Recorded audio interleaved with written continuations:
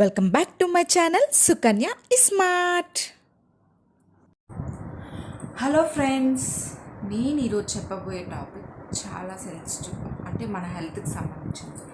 So మన ఈ మధ్య ఎక్కువగా వింటుంది హార్ట్ అటాక్స్ అనమాట.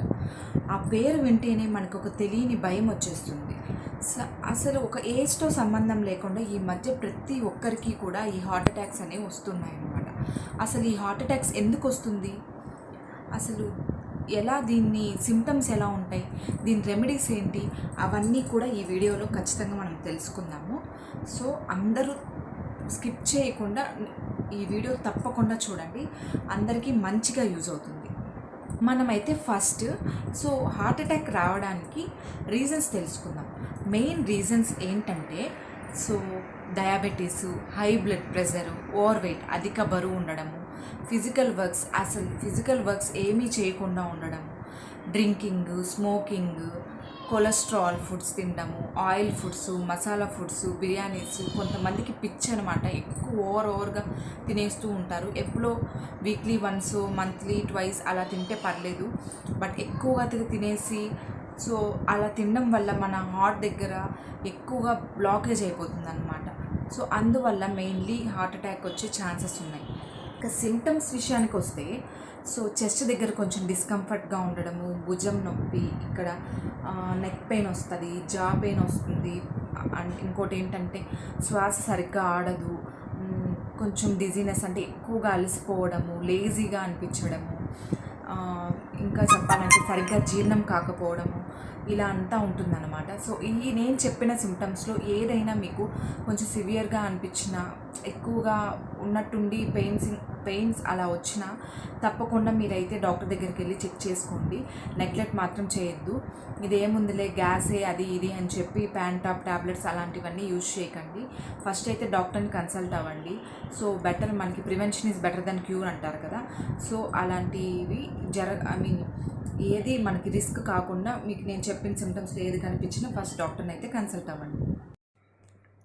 వీడియోస్ అయితే అందరు చూస్తున్నారు, కానీ కనీసం ఒక లైక్ చేయట్లేదు, ఒక కామెంట్ చేయట్లేదు. నాకు ఎలా తెలుస్తుంది మీకు నా వీడియోస్ నచ్చుతున్నాయా లేదా అనేసి? ప్లీజ్, మంచిగా వీడియోస్ చూస్తున్నారు కదా, ఒక చిన్న లైక్ చేయండి, దట్ మంచి వీడియోస్ అందరికీ పాస్ ఆన్ అవుతాయి అన్నమాట. మీకు కుదిరితే మంచిగా కామెంట్ చేయండి, ఎలాంటి వీడియోస్ కావాలో కూడా కామెంట్ చేయండి. ఇంకా నేను మంచి వీడియోస్ చేసేదానికి స్కోప్ ఉంటుంది, ఓకేనా? నేనైతే మెయిన్ రీజన్స్ చెప్పాలనుకుంటున్నాను. మనం ఏం పాటించట్లేదు అని మనం ఎవరికైనా హార్ట్ అటాక్ వచ్చింది అని మనకు తెలిసిన వాళ్ళకంటే అయ్యో అవునా అనేసి అనుకొని బాధపడతాము. మనకి రాకుండా ఉండాలి అంటే ఎలాంటివి అనేసి ఏమన్నా పట్టించుకుంటామా అసలు మన హెల్త్ గురించి? ఏదో ఉంటున్నాం అన్నట్టుగా ఉంటున్నారు అందరూ. ఒక హెల్తీ లైఫ్ స్టైల్ క్రియేట్ చేసుకోవాలి అని ఎవరు అయితే అనుకోవట్లేదు. అసలు రీసెంట్గా నేను ఒక న్యూస్ చూశాను అనమాట.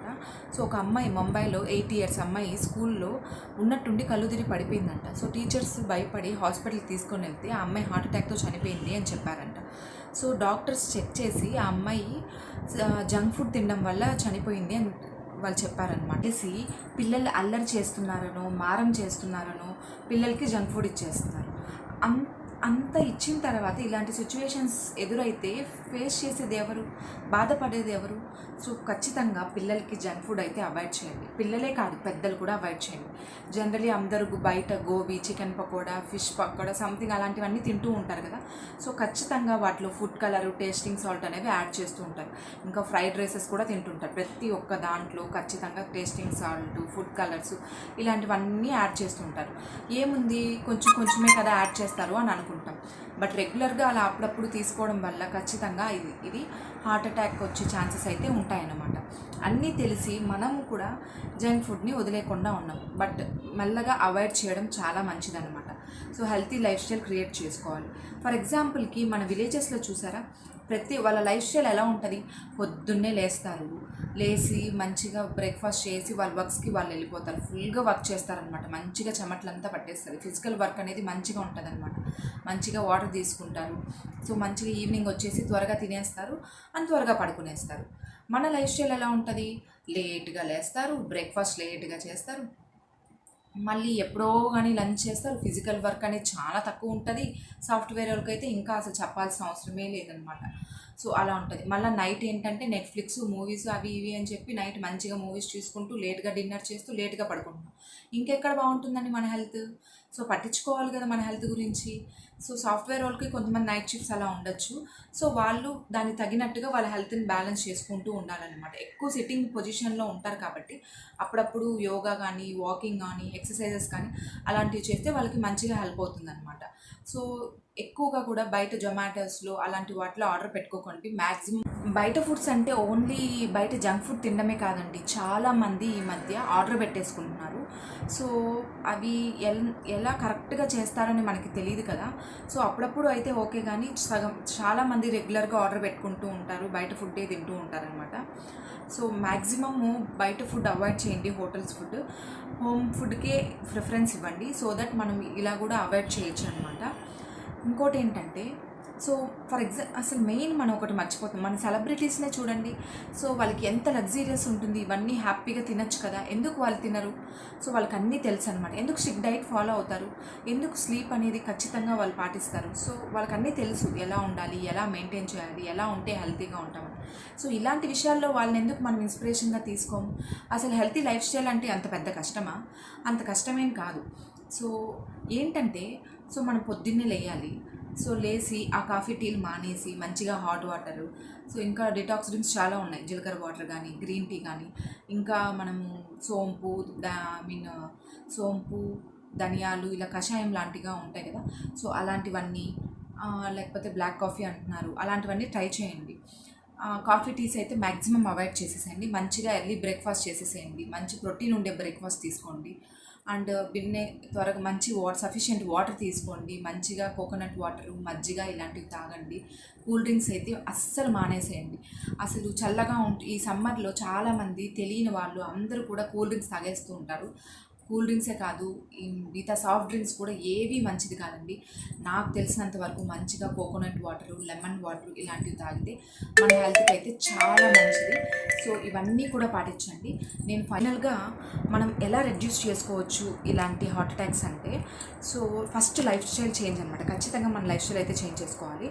సో అంటే ఎర్లీగా లేయాలి, ఎర్లీగా పడుకోవాలి, అండ్ గుడ్ ఫుడ్ అంటే మంచిగా ఫుడ్ తినాలి, బయట ఫుడ్ అవాయిడ్ చేయాలి. మన వెయిట్ కంట్రోల్డ్గా పెట్టుకోవాలన్నమాట. మనకు తెలుస్తుంది కదా, వెయిట్ ఎక్కువ పెరిగిపోయామంటే ఎక్కువ పని చేసుకోలేము, అలసిపోతాము, ఎక్కువ నడవలేము, ఇలాంటివన్నీ మనకు తెలిసిపోతూ ఉంటాయి. సో కరెక్ట్ వెయిట్ మెయింటైన్ చేసుకోవాలి. ఫిజికల్ వర్క్ అనేది ఖచ్చితంగా రోజు అయితే చేయాలన్నమాట. సో మంచిగా వెజిటేబుల్స్, ఫ్రూట్స్ ఇవన్నీ తినాలి. స్ట్రెస్ అనేది తగ్గించుకోండి. ఒకవేళ స్ట్రెస్ అనేది కామన్గా అందరికీ ఉంటుంది. సో స్ట్రెస్ ఉన్నప్పుడు సో ఎక్కువ కోప్పడకుండా మంచిగా మ్యూజిక్ వినండి, ఫ్రెండ్స్తో మాట్లాడండి, అలా బయట వాకింగ్కి వెళ్ళండి, నేచర్లో స్పెండ్ చేయండి. సో ఇవన్నీ చేయడం వల్ల మనకి కొంచెం స్ట్రెస్ అయితే తగ్గుతుందన్నమాట. ఖచ్చితంగా మనం 7 to 8 hours స్లీప్ అయితే పక్కా అనమాట. సో ఖచ్చితంగా 8 hours స్లీప్ అనేది మెయింటైన్ చేయండి. ఎవరికైతే హై బీపీ ఇలా డయాబెటీస్ ఇలాంటివన్నీ ఉంటాయో సో వాళ్ళ రెగ్యులర్గా హెల్త్ చెకప్స్ చేసుకుంటూ ఉండండి. సో ఇలాంటివన్నీ మనం ముందుగా జాగ్రత్తలు తీసుకుంటే ఖచ్చితంగా మనకి ఈ ఈ హార్ట్ అటాక్స్ అనేది రాకుండా రెడ్యూస్ చేసుకోవచ్చు అనమాట. అన్నీ పాటించి కూడా కొంతమందికి వస్తే ఇంకా ఫేట్ అండి, ఏం చేయలేము. కాకపోతే మనం అలా వదిలేయకుండా మన హెల్త్ని మనం కంట్రోల్డ్గా మనం చూసుకుంటే ఖచ్చితంగా మనం అన్నిటినీ చేసుకోగలం అనమాట, ఏమీ రాకుండా. ఫైనలీ వన్ థింగ్ చెప్తున్నాను. సో నేను అంటే ఎలాంటివి ఎప్పుడు వస్తాయి, ఎప్పుడు అని ఎవరికి తెలియదు కదా. సో ఖచ్చితంగా అందరూ అయితే హెల్త్ ఇన్సూరెన్స్ చేసుకోండి. సో ఇది ఉండడం వల్ల మనకి ఏమైనా కూడా మన పిల్లలకి కానీ మన ఫ్యామిలీకి కానీ ఏమీ కాకుండా ఒక సపోర్టివ్గా ఉంటుందన్నమాట. సో ఖచ్చితంగా అందరూ కానీ ఏదో చేసుకున్నా చేసుకోకపోయినా హెల్త్ ఇన్సూరెన్స్ మాత్రం తప్పకుండా చేసుకోండి. ఇదేనండి నా వీడియో. మీకు నచ్చినట్టయితే లైక్, షేర్ అండ్ సబ్స్క్రైబ్.